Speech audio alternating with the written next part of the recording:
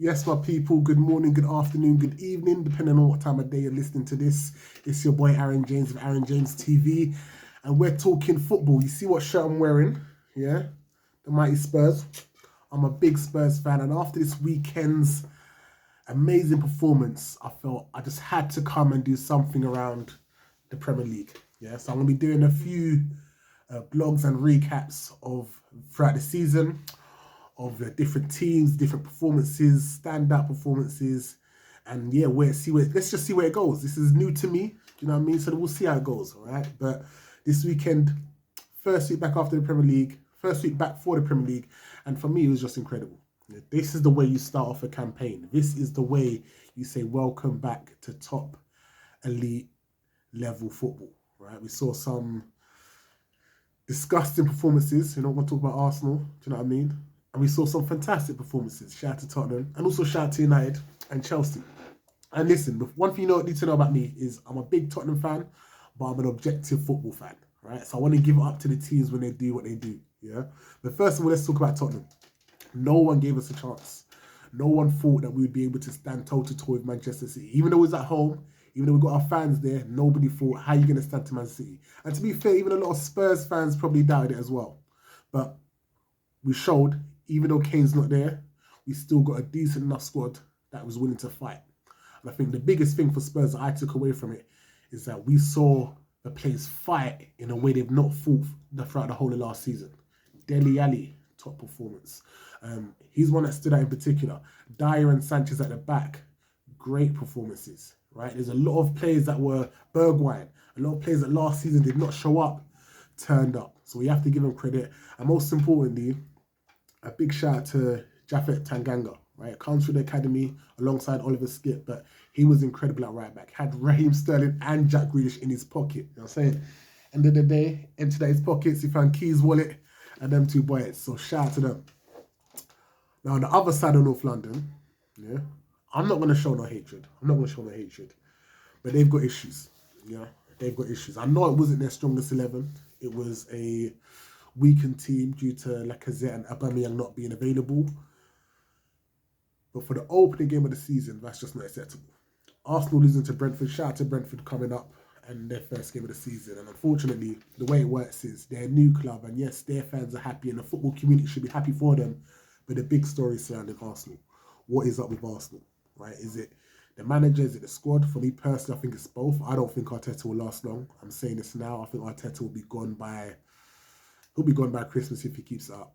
Yeah, he won't even get to Christmas if he keeps it up. So he's got to do something. He's got to hopefully bring in a few more players because that squad is not good enough still. But the players that he does have, he's got to find a way to coach them to be better. Because right now they're performing as though they're not fighting for that shirt, they're not fighting for him, and that's a recipe for disaster. We know that because we had it last season at Spurs with Mourinho. The players had stopped fighting for him. You can see it in their performances, you can see it in the attitude, and you can see it in his management towards the players as well. So yeah, but shout out to Brentford. I also want to shout out to, let's stick with London clubs. I want to shout out to West Ham. Yeah.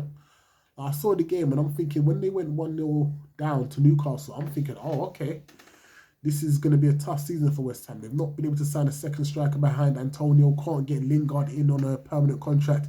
This is it. This is going to be their level, struggling, right?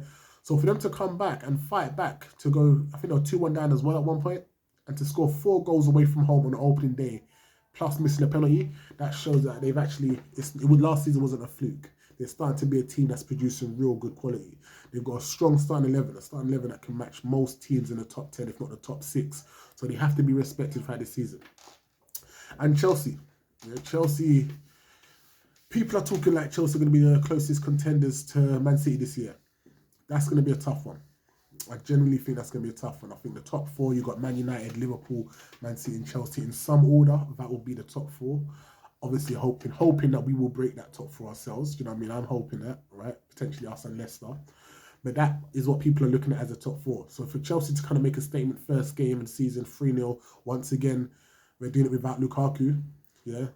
Like he's coming back in. We could just see how he's going to fit into that team. It makes sense do you know what I mean? It makes sense. Lukaku going to Chelsea makes sense. It's kind of had like a on and off relationship with him for the last 10 years. So Hopefully he can make it work this time. And now, over to Manchester as well, which is the other standout game of the weekend. Boy, listen, I'm not going to speak too soon on Man United, innit? Right? Because they finished higher than I thought they would last season. And that performance that they put in against Leeds was one of the best performances I've seen against United from United in a long time. That's how you open a Premier League campaign. Yeah, regardless of what happens. Well, actually, no. They need to have a good season. They need to potentially win something. But after the back of losing in the final of Europa League, that's how you kind of set up and start off strongly. So massive credit to them for taking it where they took it during that game. Yeah, Paul Pogba. Listen, that's the Paul Pogba we all know and love.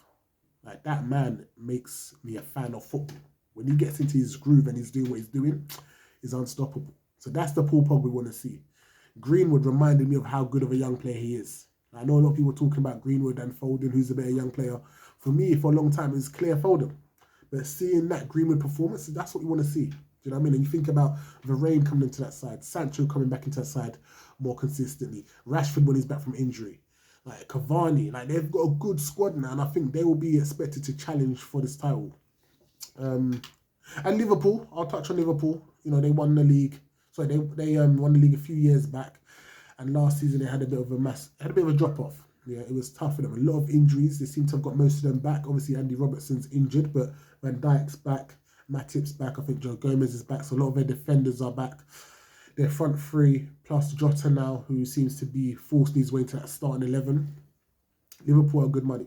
And I think they've kind of been quiet this window. No one's really talking about them. They've signed a centre-back, but no one's really talking about them even for the league title. No one's really saying anything about them. People are actually, I know a few people that are writing them off. But I think we got to wait for Liverpool. I think they can do something very special here, because this is more or less the same squad that they've had for a few years. So the question is, you know, are they tired? Is it the end of an era? Which it may be. But at the same time, you said, yeah, now more experience. They have proven quality and all over the pitch. So this could be a special year for them. So we'll have to wait and see. But yeah, man, that's just what I've got to say so far. This first kind of, you know, blog, whatever you want to call it. I'm a big football fan. Have been for many years. I'm originally from Tottenham.